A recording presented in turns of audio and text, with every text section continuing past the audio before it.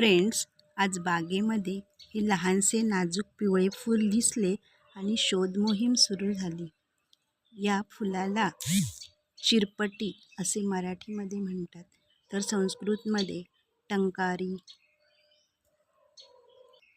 अवगुथा, कुंतली, मृदुकुंचिका या नावाने ओळखली जाते. आयुर्वेदामध्ये याचे फार महत्त्व आहे. याची पाने वाटून लेप केला असता फोड, जखमा बऱ्या होतात. त्याशिवाय दाह कमी करणारी आणि वेदना कमी करणारी अशी ही वनस्पती आहे.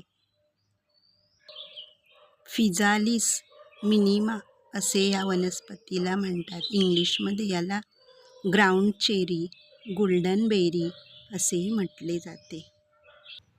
या वनस्पतीची पाने हिरव्या रंगाची दातेरी कडा असलेली अशी आहेत. रानपोपटी किंवा कुंतलीची फुले अशी 5 बाजूंनी टोकदार आकार असलेली लहान पिवळी फुले असतात. खोकला, ताप, कानदुखी, दातदुखी यासाठी या वनस्पतीचा पानांचा अर्क काढून त्याचा वापर केला जातो किंवा खोकल्यासाठी काढा बनवूनही पिता येतो. अशी ही फारच औषधी उपयोग असलेली वनस्पती मृदुकंचिका, कुंतली किंवा रानपोपटी.